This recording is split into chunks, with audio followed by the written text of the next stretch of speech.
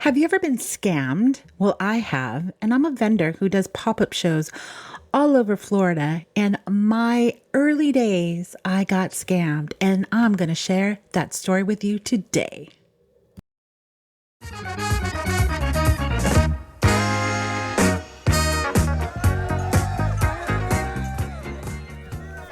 Thank you for tuning in. I'm your host, Georgia. I am the creator of Scrap the Catwalk. I've been vending for about 10 years, and for the last 2 years, I've been taking my shop full time to conventions, pop ups all over Florida. I'm here to talk about my experience as a vendor through my eyes. So turn up the volume, wait for the pause, and let's get started.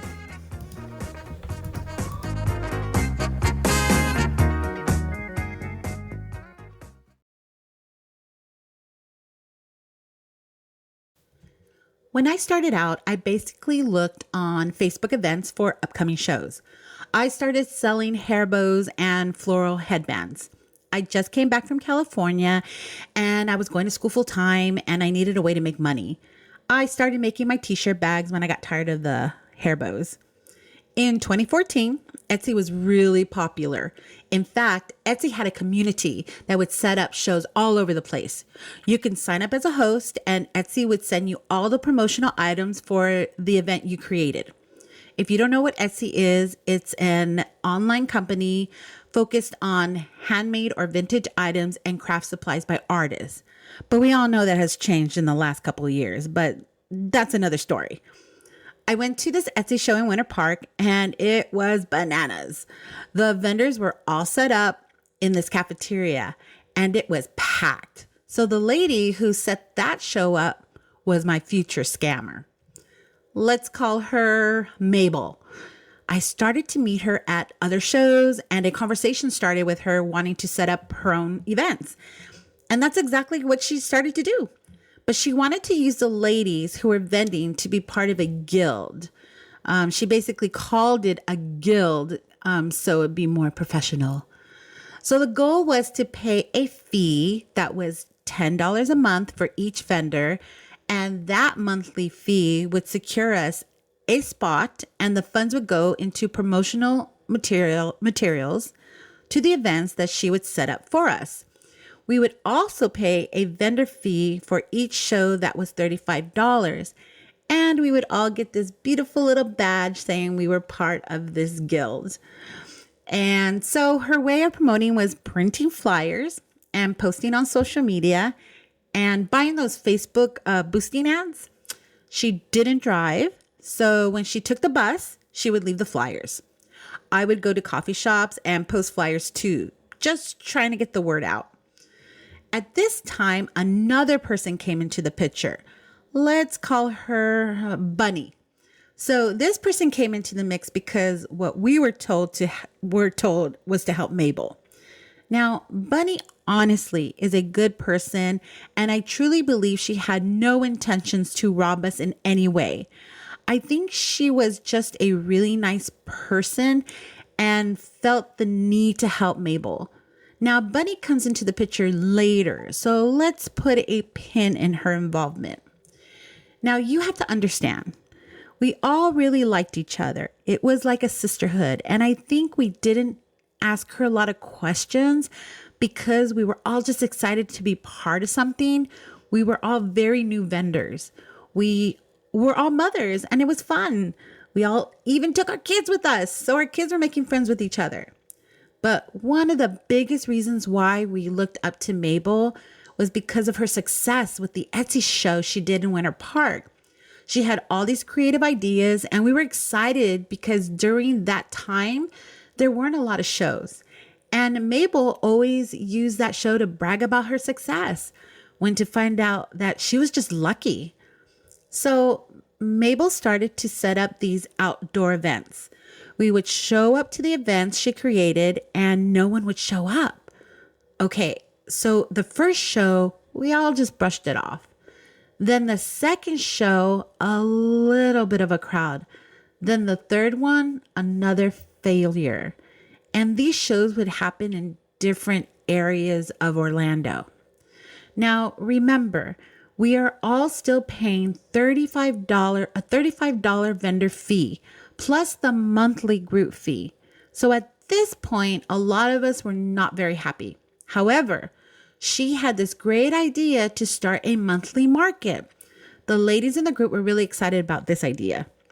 So during this time, we would meet at a coffee shop to brainstorm ideas.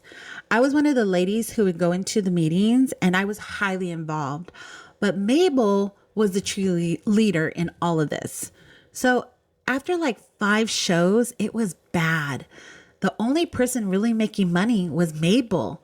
There would be about 20 to 30 vendors at each show paying $35, and other vendors who were not part of the guild were paying more.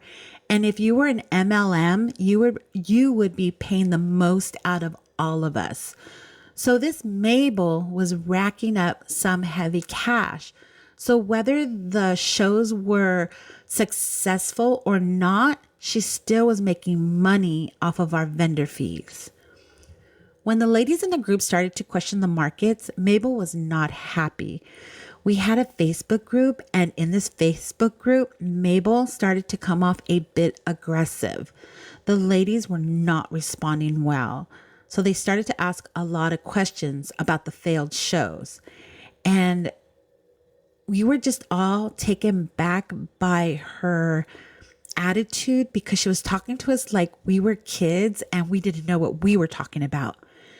So we had a coffee meeting coming up, and I had a couple of other ladies, and I knew a couple of other ladies were going to meet as well with Mabel, like we have done every month.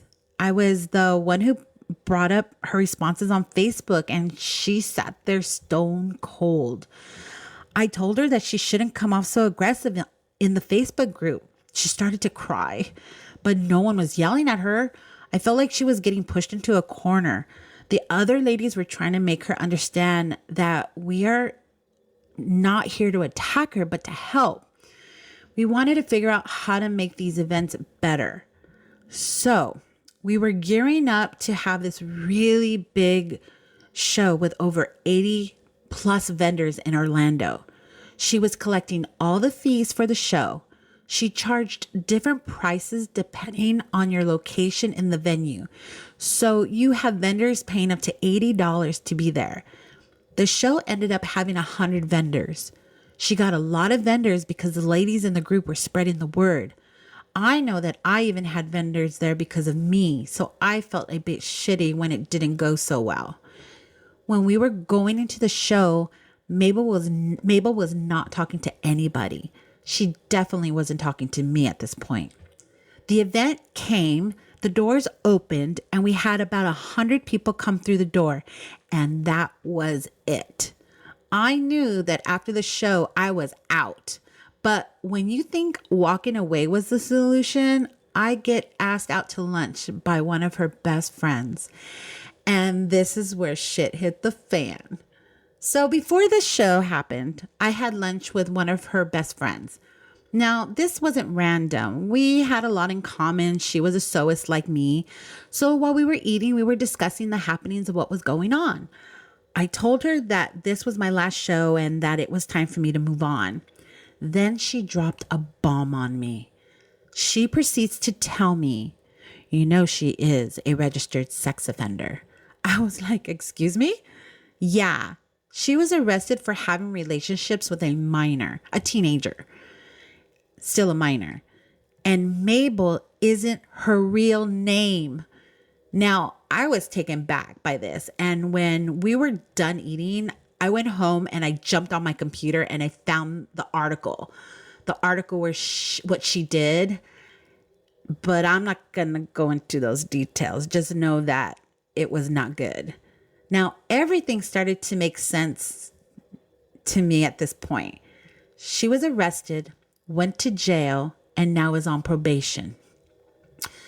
She wears this ankle alert, so she couldn't leave outside a certain part of the city.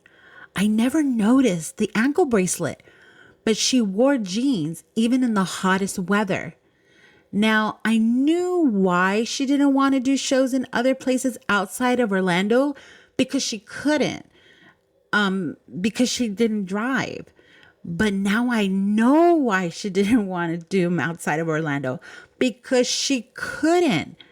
Now, going into the show, knowing what I know, I knew I was walking away.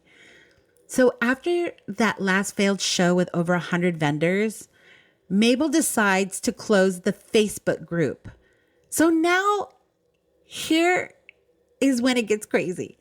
We were all left dumbfounded. She closed it without any announcement. She just skirted away.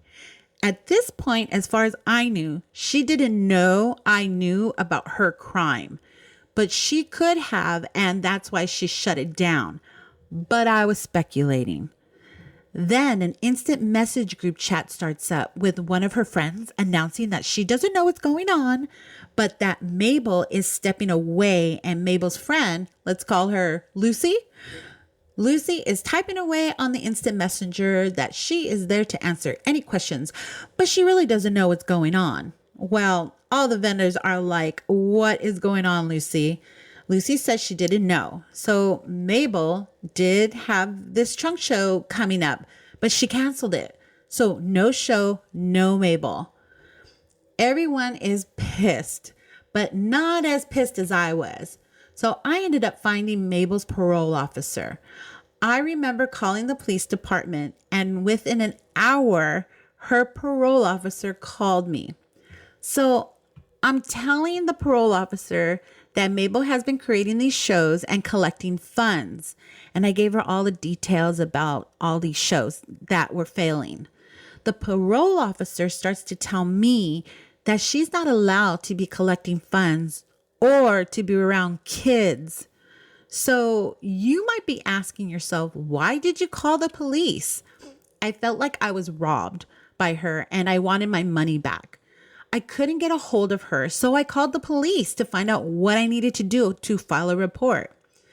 So the parole officer told me that I can either file a police report and she would go to jail for breaking her probation, or she can return the money willfully. As pissed off as I was, I didn't want her to go to jail, but I wanted my money back. So I figured out, since I paid using PayPal, I can dispute the funds and the funds will be returned to me. I received every amount back from the year of events I did with her. I went into the Facebook group messenger and I told the other vendors what they needed to do. Some people just let it go, but others went ahead and filed a claim.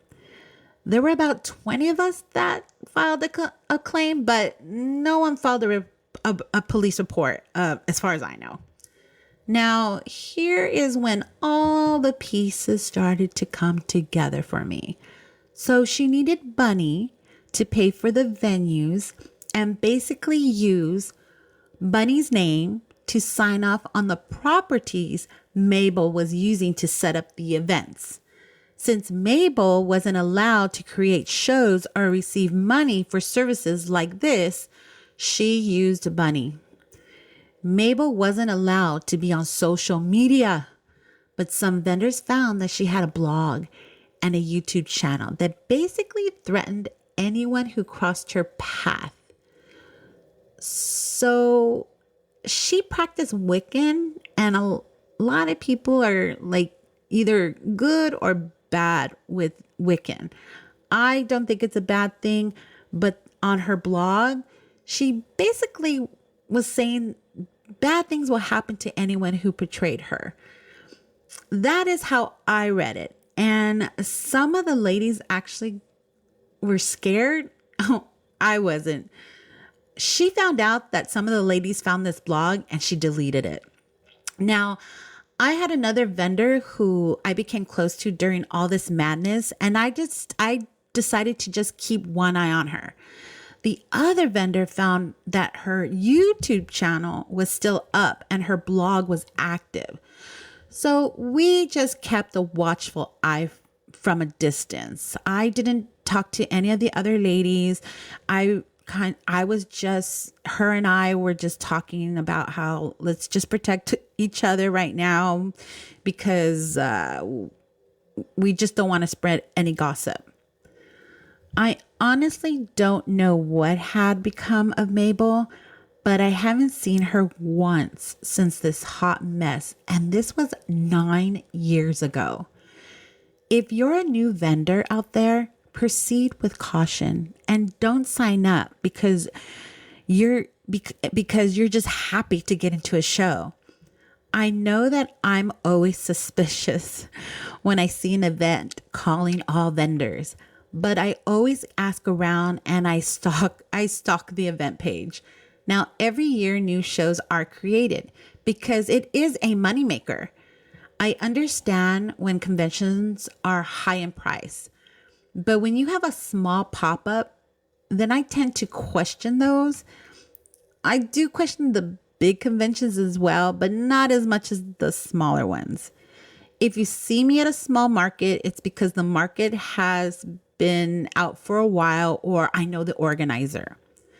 When I was a vendor, I was so trusting, but not so much now. I talk to my fellow vendors and I ask around. Pop-up shows and conventions are a gamble, and I do believe some events have the best intentions. But remember, anybody can create a show. Anybody. So just be aware. I hope sharing my story will help any future vendor who's planning to set up shop. When this happened to me, I stepped away from shows for a little bit, but I got back into the groove, and I am so grateful for all the honest organizers that are still giving it all they got. I am so proud of this season that I have scheduled, and I'm excited to add more. It was a tough summer for me, but I'm ready for the fall, and I'm sure a lot of other vendors are too.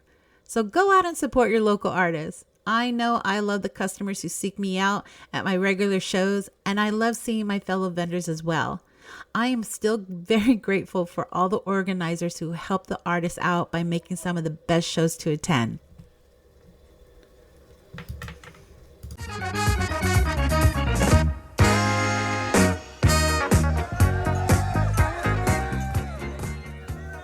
I have some great shows lined up for August.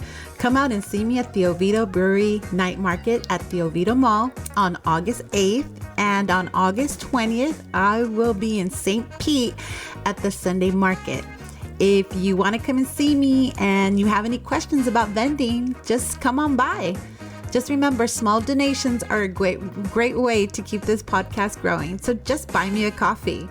Buy Me a Coffee is an easy crowdfunding to allow people to dip in with their donations and dip out without any commitment. All the links to all my social media will be down below. Don't forget to follow me on Instagram for all my updates and announcements at Scrap the Catwalk.